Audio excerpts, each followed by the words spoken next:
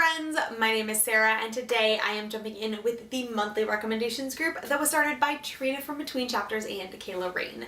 I will link all of the info for both of their channels and the Goodreads group in the description below if you would like to join us. For the month of August, we are sharing our recommendations for oldies. And when we say oldies, we are not specifically talking about classics or super ancient books or anything like that, but rather books published before 2010. The reason for this is when it comes to giving recommendations and in the booktube community in general, it can be really easy to focus solely on books that have been published within the last couple of years. Now, this topic was really difficult for me to narrow down. It was sort of like last year's March topic, which was standalones, and I'm pretty sure the number I wound up with was 27. So sorry about that, but do not worry, I don't have 27 recommendations for you today. I tried to narrow this down as much as possible to some books that I don't talk about quite as much as some of the other books that I discuss on a very frequent basis. The first recommendation I have for you guys today is a book written by the author of my favorite book, A Wrinkle in Time. Though, of course, I think you should read A Wrinkle in Time and the Time Quintet because I talk about it literally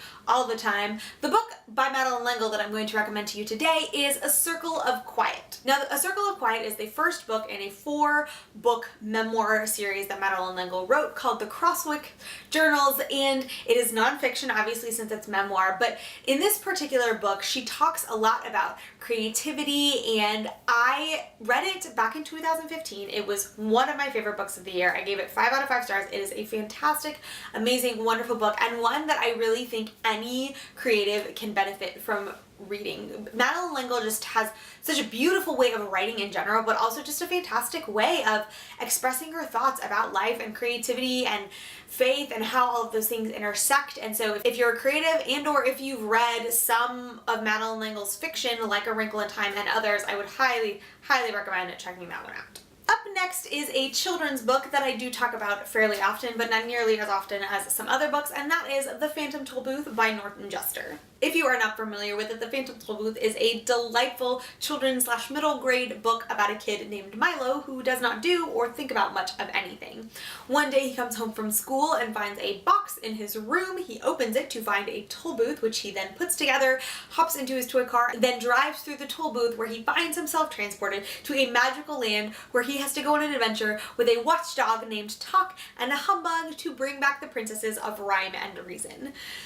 This was one of my favorite books as a child, and it is still one of my favorites today. I absolutely adore the story, the plays on words, just the fun that Norton Juster has with the English language, and the way that he tells the story is absolutely delightful and just so very fun. If you are a fan of language and plays on words and that kind of thing, whether you are 7 or 27, I think you will absolutely adore this one. It is also a super quick read. During last year's booktubeathon, I think I read it in 2 hours flat, maybe even less time than that. So you can definitely get through it very quickly, and it's also just a fantastic, wonderful, amazing story. Up next is my favorite book of 2015, and that is Peace Like a River by Leif Anger. Peace Like a River is a literary fiction novel that follows an asthmatic little boy named Reuben, who one day when his brother is controversially accused of murder and breaks out of jail and goes on the run, Reuben hops on the road with his dad and his sister to go find Davy and bring him back. And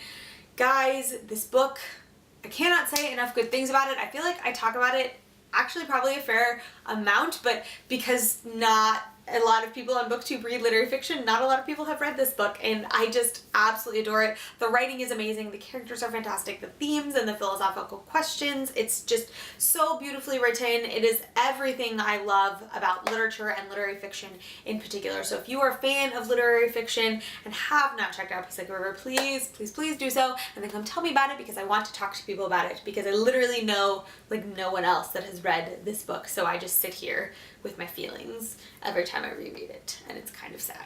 Up next, we have In Cold Blood by Truman Capote. In Cold Blood is the true story of the 1959 murder of the Clutter family. And in it, Truman Capote reconstructs the murder, the investigation, and the trial that ultimately led to the capture and I believe execution of the killers. It is like a true crime novel or whatever, but it is amazing. The book is kind of chilling and dark and hard to read at points, as you might guess from a title like In Cold Blood, but it is written so well. It is absolutely fascinating. I was not familiar with the particular incident that the story talks about when I read it for the first time. I think it was my junior year in high school, maybe senior year.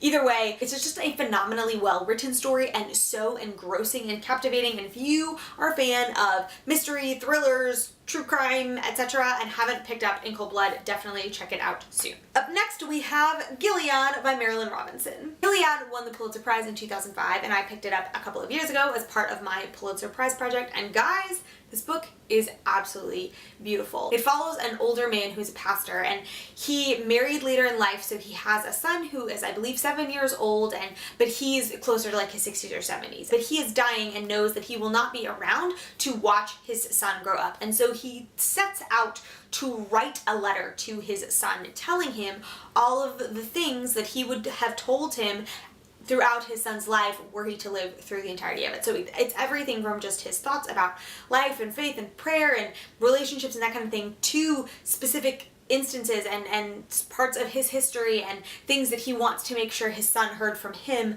not from someone else. And it's just, Marilynne Robinson's writing style is absolutely beautiful. The character development, the quotes, and the themes, and it's just all amazing. Similar to Peace Like a River, it's just like everything that I love about a beautiful novel. It's just beautifully written, it has beautiful characters, it has beautiful themes. Again, if you are a fan of literary fiction as a genre, highly, highly recommend checking this one out. It is positively beautiful and exquisite and lovely. Up next, we have a C.S. Lewis book that is not talked about quite as often as his famed Mere Christianity, The Screwtape Letters, or The Chronicles of Narnia, and that is The Four Loves. This was my final book for the 2015 reading year, and in it, C.S. Lewis basically goes through the four different loves: affection, friendship, eros, and charity, and talks about how they are distinct and similar to each other, and it is one of the more digestible C.S. Lewis books, I would say, as far as his theology is concerned. I have read,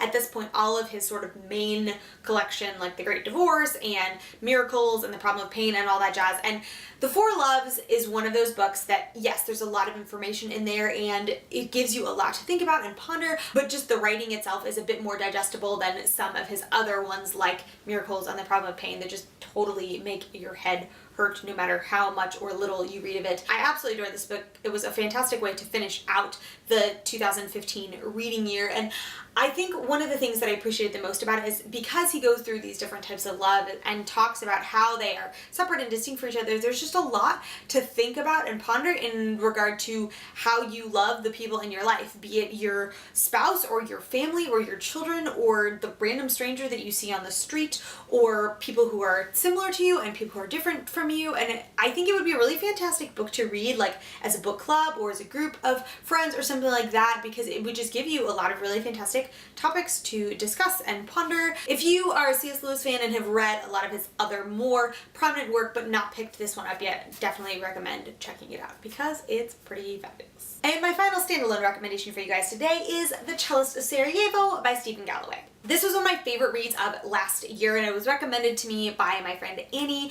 and I absolutely adored everything about it. Like many of my favorite books from the last couple of years, it is a literary fiction, but also historical fiction novel that more or less follows a cellist that is living in Sarajevo during the siege. And one day this cellist watches from his window as a bomb kills, I can't even remember, but a specific number of people that he knows. And so he then proceeds to go out to the spot where this bombing happened every single day, one day for every person that died, and play this aria. And you get bits and pieces of what's happening with the cellist, but mostly you follow three other characters who are living in Sarajevo at the time who one way or another are affected by or hear about what the cellist is doing. And it is a beautifully written story. The character development of the three other characters that you interact with is absolutely fantastic. Like I said, you don't get too much of the cellist, and it's mostly just talking about what he's doing, so you don't get a ton of development of him, but the other characters who are affected by the cellist's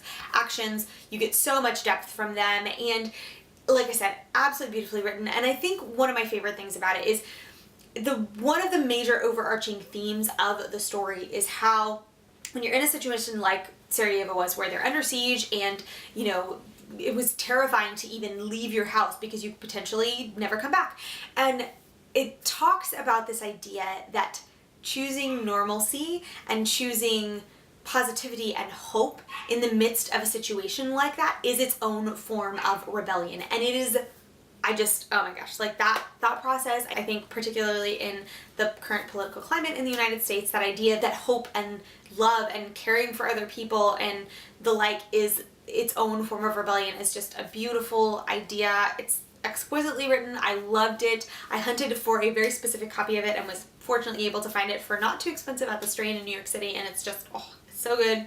Y'all just go read it. It's amazing. Well, there you have it, friends. Those are my oldies recommendations, my pre-2010 recommendations. If you have read any of these books, I would love to hear your thoughts, so please let me know in the comments below. And if you have any recommendations about books published before 2010 that you think I should check out, please let me know, because I would love to add some more RECS to my TBR, even though it's already super broken. If you want to follow me elsewhere online, you can find me on Twitter, Instagram, and Goodreads, all at Sarah and Hayes. The link for those profiles will be in the description below.